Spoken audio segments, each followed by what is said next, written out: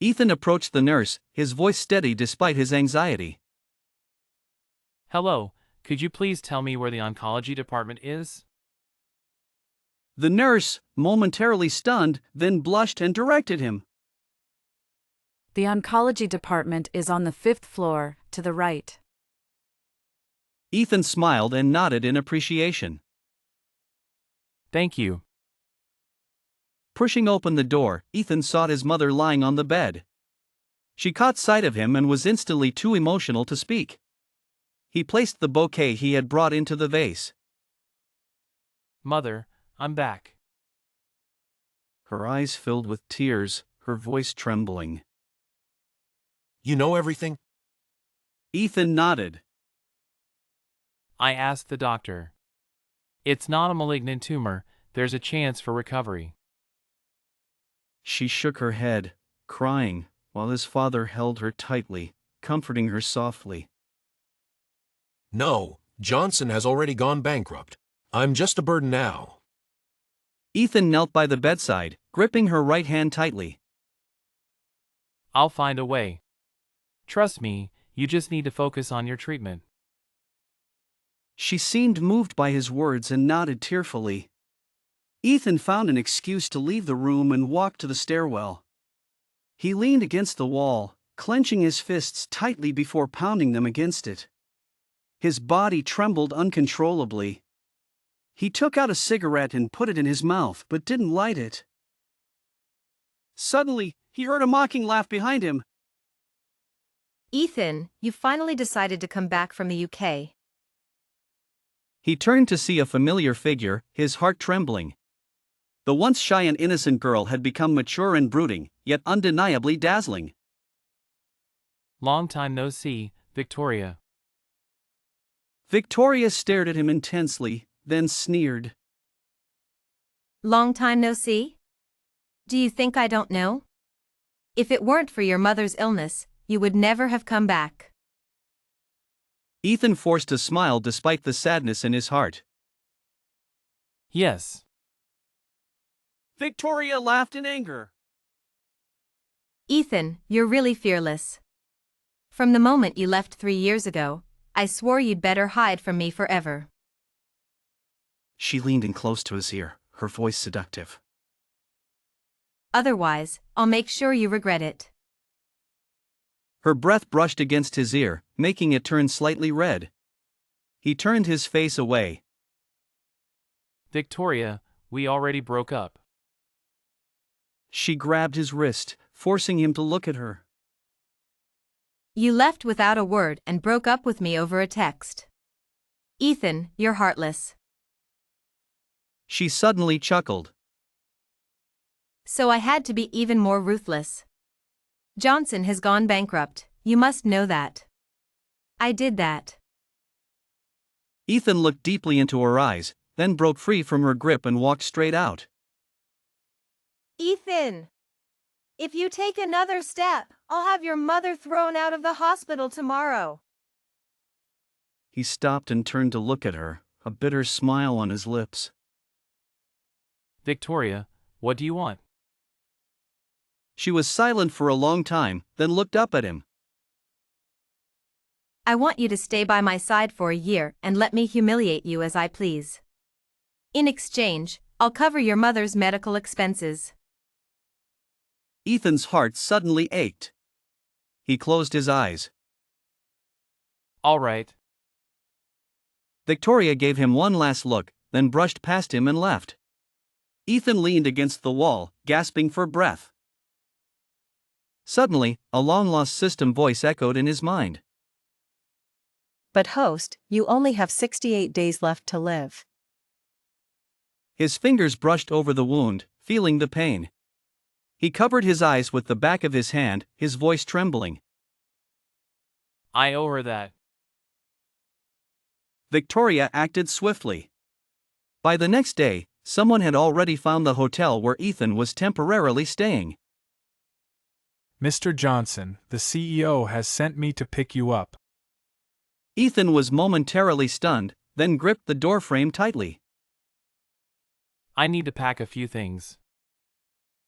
There's no need. The CEO said that aside from yourself, anything you bring will be disposed of. Ethan glanced around the room and finally clutched the keychain with the small toy. All right. The car slowly drove into the Victoria family's villa. The towering building exuded a stifling sense of oppression. Ethan could hardly believe that in just 3 years, Victoria had taken control of the entire Victoria Group. His nails dug into his palms as he closed his eyes tightly. He couldn't bear to imagine what kind of hardships and torment Victoria had endured over these 3 years. Mr. Johnson, please follow me. The butler was waiting in the courtyard. He led Ethan into the villa, but as soon as he entered, he looked up to see a man on the second-floor balcony, kissing a woman's cheek affectionately. Ethan's heart ached sharply, and he couldn't tear his eyes away. Victoria seemed to sense his gaze and looked down at him with a disdainful smile. Ethan stood frozen until the man walked up to him. Only then did he realize the man bore an uncanny resemblance to him. The man looked slightly surprised but then just chuckled softly and left.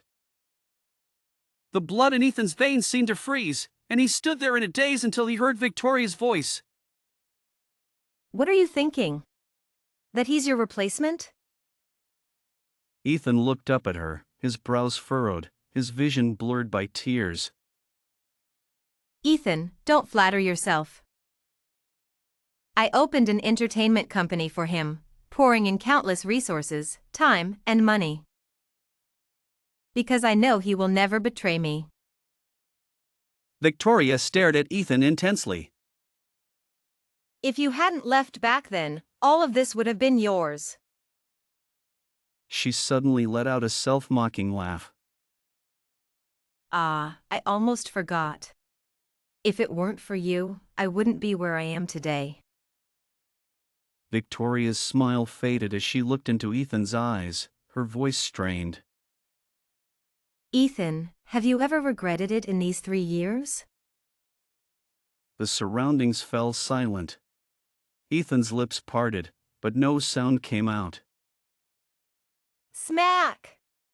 I am so foolish! Get out! Get out! Ethan's right cheek burned as he was dragged outside by the servants. Victoria ordered them to shut the villa door. The last sliver of the door closed, cutting off his view entirely. Ethan lowered his head and closed his eyes, tears falling to the ground, creating tiny splashes. His whole body ached, especially his chest. No one knew how much he had to restrain himself from reaching out to hold Victoria's hand. Victoria, I regret it. From the very first second I left 3 years ago, I have regretted it every moment since. The servant led me into a prearranged storage room, where only a high window allowed a sliver of light to seep through. I clutched the collar of my shirt and collapsed onto the bed, stifled sobs escaping through my lips. It was truly unbearable. Ethan's mind drifted back to the first time he met Victoria. Victoria, Victoria. She was just 18, a girl in a school uniform cornered by a few thugs in an alley, their words lewd and mocking. Her mom's a streetwalker, she's just a tramp too. What's wrong with having some fun with her, haha. By the time Ethan arrived, Victoria was fiercely hitting one of them on the head with her school bag. You little. I rushed over and grabbed his wrist. Don't touch her. Seeing someone intervene, the leader of the thugs signaled his men to attack Ethan. I fought back fiercely, but still couldn't avoid getting hurt. Only after they left did I start to catch my breath, the wound on my lip stinging. I extended my right hand to Victoria. Are you okay? She clutched her school bag to her chest, her stubborn face streaked with tears. She ignored me, but as she brushed past, I smiled and introduced myself. My name is Ethan. After that day, Ethan often appeared around Victoria, but never got too close. I just wanted to protect her, to know that she was safe. Until the day of the college entrance exam, the system informed Ethan that Victoria had been locked on the school rooftop. I rushed over, and there she was, standing on the edge of the rooftop. Victoria, don't! Please don't! She turned to look at him, her hair tousled by the wind, her eyes lifeless. I walked over and extended my hand to her, my voice trembling. I'll catch you. Trust me, please, don't do this. He begged desperately, nearly breaking down. Finally, Victoria smiled and leaped, falling into his arms. At 18, I caught Victoria, and from then on, I could never let go. Victoria was like a wounded animal, unwilling to open up to others. But I didn't care. Even if she never responded, I was content. At 20, on Victoria's birthday, Ethan softly asked her, Victoria, what do you want to do now? She looked at him cautiously and gave a small smile. I want to see the sea. Her expression tugged at Ethan's heart, filling him with an inexplicable ache. The next moment, he took her hand and started running. Let's go! We'll see the sea together! Following the system's guidance, Ethan had already prepared a surprise for Victoria by the sea. Fireworks lit up the sky, but Ethan only lit a single sparkler and handed it to Victoria. It's your own personal shooting star. Make a wish, Victoria. She stood there, stunned, her tear-filled eyes incredibly beautiful. But the next moment, Victoria stepped back, crying and shaking her head. Ethan, I'm not worth it. Don't come near me. She collapsed onto the sand, her sobs choked. Don't love me, you'll regret it. Ethan knelt on one knee and held her in his arms. Victoria, don't be afraid. I'll never leave you. She looked into his eyes, as if searching for a lie. I smiled helplessly, just about to explain, when she kissed me. Our breaths intertwined, and for a moment, the world stood still, leaving only Victoria and Ethan. Her ears turned red as she hid in his embrace. He covered his eyes with his hand, a bitter smile on his lips. System, I think I've really fallen in love with her. What should I do? The room was dimly lit, and the air felt heavy. I woke up, drenched in cold sweat, feeling a chill run down my spine. Finally awake. I rubbed my temples, haunted by vivid memories from 3 years ago. Stepping out of the room, I found the butler waiting outside. Mr. Johnson, you're awake. Where's Victoria? Miss has already gone to the company. She asked me to take you somewhere. I looked at the fountain behind him, lost in thought. After a long pause, I nodded. All right. The car weaved its way to a suburban film set. Led backstage, the makeup room door opened, and I saw Daniel through the mirror. You're here. As I got closer, I realized he looked similar to me but more refined. I told Miss Victoria I needed an assistant who suited my preferences, so she sent you. I understand, Mr. Daniel. While Daniel acted, I waited on the side. The sun felt almost unreal in its warmth. I raised my hand, letting sunlight filter through my fingers. Suddenly, Daniel spoke. Since the director is not satisfied with my performance, why not try a stand-in? Ethan, my stand-in. I frowned, about to refuse, but Daniel walked over. Victoria said if I'm even slightly unhappy today, your mother will be even more unhappy. My blood turned cold. I forced out a few words. I will do my best as a stand-in. Dressed like Daniel, I stepped in front of the camera and was kicked to the ground. The stunt actor stomped on my hand. Pain made me sweat, but I bit my lip hard. Punches and kicks rained down until I became numb. Then I was grabbed by the neck and dunked into a water tank, repeatedly, almost suffocating. Thrown into the lake, I felt lifeless.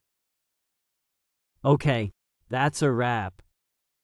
They pulled me out, and I struggled to stand, seeing Daniel nearby, raising an eyebrow provocatively. My body grew colder, vision blurred, and I collapsed. Gasps behind me, and in the darkness, I heard a familiar voice. Ethan, does it hurt? Do you feel the same pain as I do? I moved my fingers slightly but didn't open my eyes. Your pain is nothing compared to mine. I really want to end you. I want to see you suffer. Ethan, I want to leave this world with you, so we'll never be apart again. I clenched my fists, suppressing turmoil. Then, my lips felt a soft touch. Victoria quickly pulled away, her breathing heavy, footsteps hurried as she left. Slowly opening my eyes, I rubbed my lips with my fingertips, smiling helplessly yet delightedly. At that moment, the system's voice rang out. Host's lifespan remaining, 63 days. My movements halted, followed by a bitter smile. So, I was unconscious for 3 days. In the evening, Victoria came to see me as usual, but her smile vanished the moment she realized I was awake. Awake? She tried hard to conceal her panic, her words coming out unexpectedly harsh. Ethan, why didn't you just end it? That way, the debt you owe me would be wiped clean. Victoria, I don't want to leave this world. Victoria let out a derisive laugh. Don't worry, I haven't had enough of tormenting you yet. I won't let you go that easily. I lowered my head, staring at the lines on my palm, and softly repeated. Victoria, I really don't want to leave this world. You. I interrupted her, looking into her eyes. Will I still have to stay by Daniel's side in the future? Victoria was silent for a moment, her expression tinged with irritation. You only bring him trouble, you're useless. Even if you stay here, I won't let you off. Victoria didn't explain further. I watched her departing figure, reaching out in vain, grasping at nothing. The next day, the housekeeper arranged work for me. Miss said, except for her room, the rest of the place must be spotless. I understand. The vast Johnson villa always seemed a bit eerie on cloudy days. I walked through every inch of the place carefully. Had Victoria ever paused here too? It felt as if by doing this, I could bridge the 3-year gap between us. I could deceive myself into believing that nothing had ever happened. Host's life value remaining, 54 days. Ethan, come with me to a place. Victoria's eyes held a playful glint. Sitting next to her, I felt an unexpected sense of peace from her familiar scent. The car drove towards the most bustling area of the capital. I followed her into the restaurant on the top floor. Candlelight flickered, and only Daniel was waiting there. He stood up with a gentle smile. Victoria, you're here. Victoria sat down opposite Daniel, and just as the waiter was about to pour the wine, she raised her hand to stop him. Ethan, are you deaf? I suddenly froze, unable to move, feeling an intense chill. Let him do it, Victoria. I snapped out of my daze, but my steps were still unsteady. I walked over to them, took the bottle of red wine, and slowly poured it into the glass. My fingers trembled, causing a few drops to spill. I really liked tonight's candlelight dinner. As long as you like it, Victoria, it's all worth it. Just as she was about to say something more, her phone suddenly rang. Only after Victoria left the table did Daniel relax. Ethan, Daniel looked up at me. I know you are Victoria's ex-boyfriend. I stared at him, waiting for his next words. Sure enough, Daniel soon laughed. Victoria's only interest in you now is probably just to get back at you, isn't it? How pitiful, the once proud heir of the Johnson family, now living like a dog begging for scraps. Daniel stood up and patted my shoulder. And don't delude yourself. Victoria loves me now. When I was finally alone, I still couldn't snap out of it. My body felt like it had been in the Arctic for too long, cold and stiff. A metallic taste suddenly rose in my throat, and I stumbled towards the restroom. The next second, I saw two people kissing around the corner. My pupils trembled uncontrollably. I reached out to steady myself against the wall and used the last of my strength to leave. It wasn't until the bustling buildings were far behind me that I fainted. When I woke up again, I was lying in a hospital bed, with a stranger sitting beside me. You're finally awake! You suddenly collapsed by the roadside, so I brought you here. I took out my wallet, but when I saw Victoria's photo, I was momentarily lost in thought. She still didn't know. I had forgotten that I had blocked all her contacts 3 years ago. I left all the money I had with the girl, thanked her, and then left. The night in the capital city felt unexpectedly desolate, and for a moment, I didn't know where to go. I hailed a taxi, and before the driver could urge me, I gave him an address. In an old alley, illuminated only by moonlight, I waited for a long time before a figure appeared at the end of the alley. Ethan? When she finally saw my face clearly, she hugged me with teary eyes. It's really you. You're still alive. I could clearly feel her trembling. After a long while, I reached out and patted her back. Long time no see, Emma. I'm almost gone. She suddenly burst into tears, but only hugged me tighter to muffle her sobs. After a long time, Emma finally let go of me. She sniffled. You're back. Does Victoria know? She knows. She's getting back at me. You didn't tell her? The tension in the air was palpable as Ethan and Emma confronted the harsh realities of their situation. I will never tell her, never. Ethan, this is so unfair to her. A long silence settled between them before Ethan finally spoke again. I know. I don't fear her hating me, I just want her to live. What do you need my help with? I'll tell you next time. I need to go back, Victoria will worry about me. Emma quickly scribbled her number on a piece of paper, her eyes red and swollen from crying. Ethan, no matter what it is, I'll help you. Ethan returned to the Johnson family villa but lay awake all night. Victoria was nowhere to be found. The host's life expectancy is now 38 days.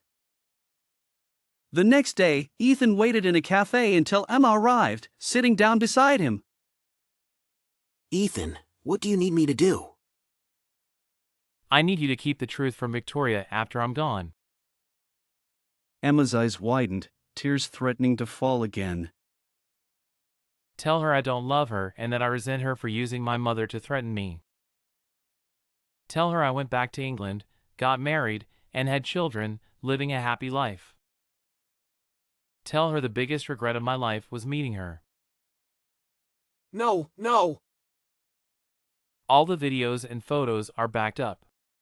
As long as you show them to Victoria, she'll believe it. You're crazy. You know she'll do something drastic if she finds out the truth. So please, help me save Victoria. Emma closed her eyes tightly. Okay, I'll help you. Just as she agreed, Ethan's phone rang. His father's anxious voice came through. Ethan, the hospital is suddenly stopping your mother's treatment. Come quickly. Ethan's heart clenched as he gripped the phone tightly. I'll be right there. What's wrong? Nothing. Ethan arrived at the hospital to find his father pleading with the medical staff. He rushed over to help him up. Ethan, what are we going to do? What about your mother? It's going to be okay. It's going to be okay. A voice suddenly called out from behind. Ethan. Ethan sent his father back to the ward, then turned to face Victoria. Victoria. She raised her hand and slapped him across the right cheek. You went to see Emma? Anger and sadness mixed in Victoria's eyes. I know Emma likes you. So what about you? Did you leave because of her back then? Ethan, I'm done playing. Our agreement ends here. After all, you never kept your promises, did you? You're on your own now. From today on, never appear in front of me again. Ethan stood there, feeling the weight of Victoria's words. Victoria turned and left, her departure resolute. I couldn't even think anymore. I had to find a way to gather the medical expenses first. She really didn't want to see him again. Even when he went to the Johnson residence, the villa's gates remained tightly shut. Host's life value, 25 days remaining. Mother, don't worry. I'll find a way. He patiently coaxed his mother to sleep before stepping out of the room. The hospital corridor at night was somewhat eerie. He leaned against the wall and suddenly coughed up a mouthful of blood. In that moment of daze, his phone suddenly rang. It was an unknown number. Hello? Ethan. It was Victoria's voice. Ethan hurried to the bar. Victoria was already heavily intoxicated. Seeing him, she cried and threw herself into his arms. Ethan, I miss you so much. She no longer had her usual facade of indifference, looking pitiful enough to break anyone's heart. How could you just leave? How could you abandon me? She bit down hard on his shoulder. You liar. Ethan gasped in pain but continued to gently stroke her back. Don't be afraid, I'm here. Victoria began to sob softly again. You promised to stay with me forever. Do you know? Without you, everyone bullies me. She was so aggrieved that his heart ached. My third brother, he actually tried to take advantage of me. He drugged my drink, Ethan. He almost succeeded. Ethan's arm tightened involuntarily, and Victoria suddenly let out a soft laugh. If that had happened, would you have regretted it? Ethan cupped her face and kissed her. Just the thought of it drove him mad. Victoria, 3 years, 1,096 days, every single moment. His voice suddenly trembled, and tears fell onto Victoria's cheeks. Every single moment, I've regretted it. Every single moment, I've wanted to see you. He didn't remember how he managed to bring Victoria back to the villa, how he got her into the room.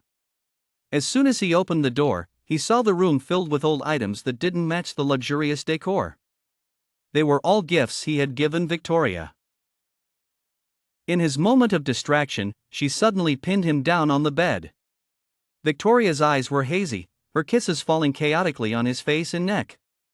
In the midst of the chaos, he suddenly heard her laughing softly in his ear. Ethan, I love you. His heart melted, and just as he was about to respond, he heard her next words. But I know you're a strategist. If you succeed, you'll leave. so I can't love you. Victoria seemed to be reminding herself, so she stubbornly repeated. Ethan, I will never fall in love with you. Ethan's fingers trembled as they brushed through her hair. How did Victoria know? But the next second, she fell into a deep sleep. When I opened my eyes again, Victoria was standing by the bed, looking at me with an expression devoid of joy or sorrow. The agreement continues. I will save your mother, and you stay here. All right, I agree. Victoria had forgotten everything. 18 days remaining. My mother's condition gradually stabilized, and Victoria even arranged for a specialist consultation for her.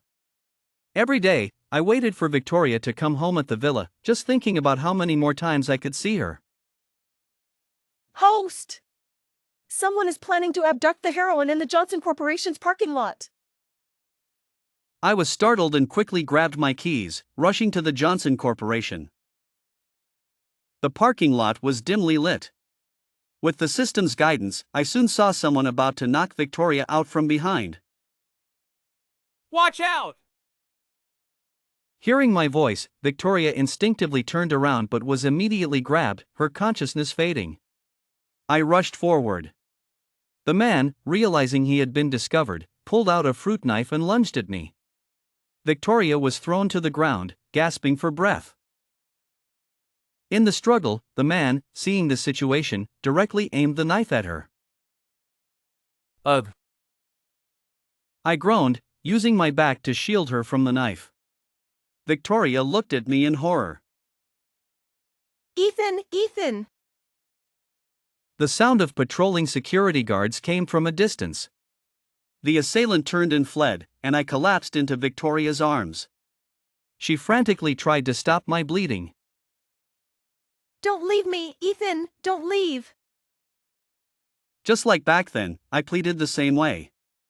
I didn't leave, but I lost a lot of blood and was eventually saved.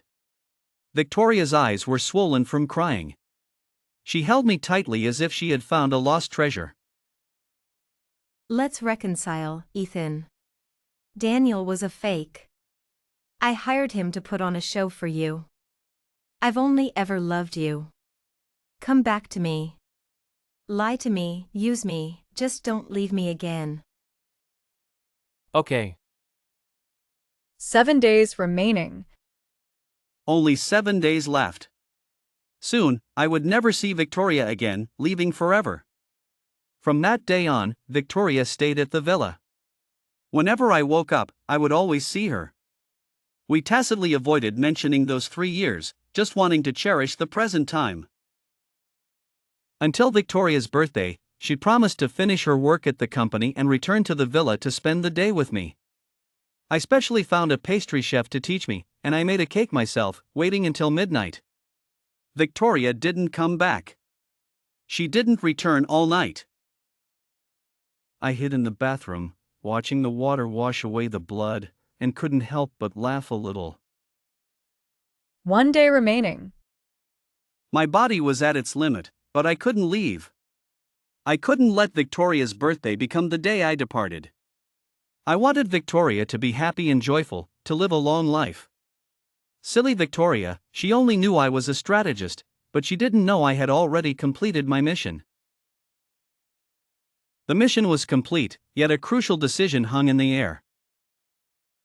Host has completed the mission. Do you choose to leave? I glanced at Victoria's profile, and suddenly, the answer became clear.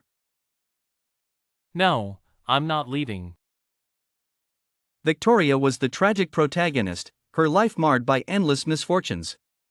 My mission was to save her. But after meeting her, everything changed.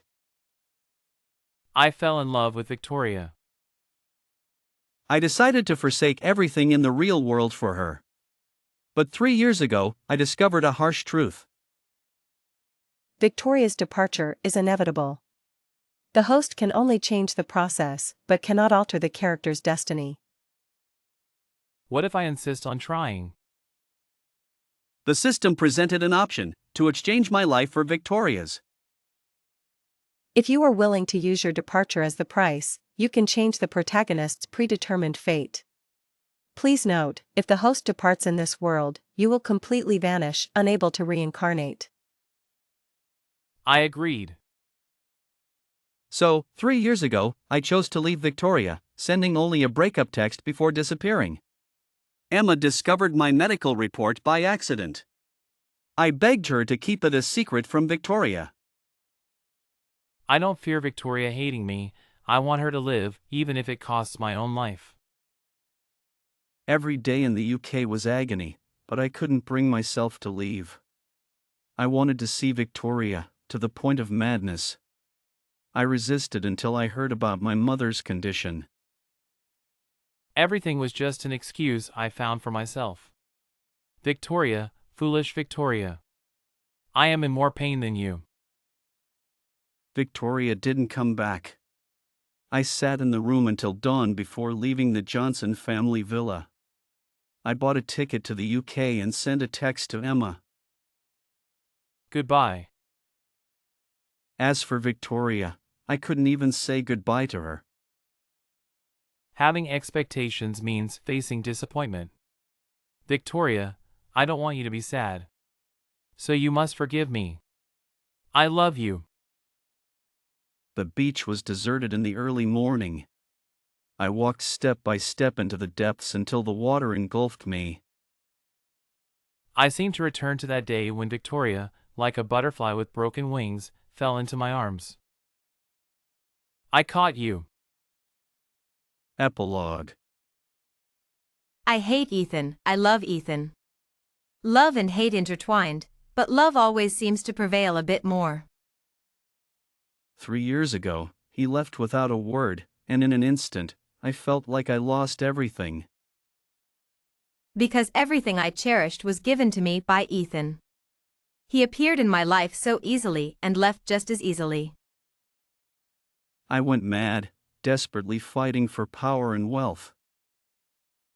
I knew, if I wasn't strong enough, I would never find Ethan. I succeeded, even though the price was painful, I still succeeded. I forced the Johnson family into bankruptcy, forced Ethan to return, forced him to negotiate with me. Then I realized, as long as I saw him, all the hatred would vanish. No need for explanations, no need for apologies, just admit you still love me, and I would give up everything I have. Truly pathetic to the core. But Ethan refused, so I angrily sought out Daniel to act. Miss Victoria, why do you always make me play the villain? Ask again and I'll cut your tongue out. Daniel fell silent. I love Ethan, but I fear him leaving even more. Many years ago, I suddenly heard a strange voice. Mission progress has reached 90%. It was then that I learned Ethan's identity as the mission executor. I started to feel insecure. I love Ethan, but I was afraid to love him. On my birthday, I suddenly remembered, how could I love him so much? If loving him means he will leave me forever, then I'd rather not love. That day, I sat in the office all night, watching the city lights come on and then fade away. Ethan should be waiting for me at home now. I struggled to suppress the urge to go home and see him. But I never expected that this time, I would miss him forever. Once again, he left without a word. I found out he flew back to the UK. Did he even ignore his own mother? I should have threatened him, but suddenly I felt very tired, too tired. Ethan's mother's condition finally improved slowly. I thought he would come back eventually. I would wait for him, always wait for him. Until a year later, Emma suddenly came to see me, showing me photos and videos. Ethan is married now. He is very happy.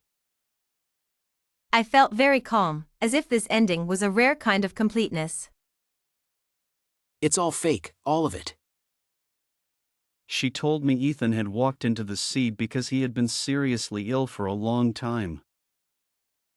He just didn't want you to be sad. He always did everything for you.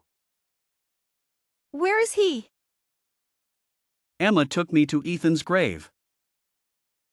I personally claimed his body.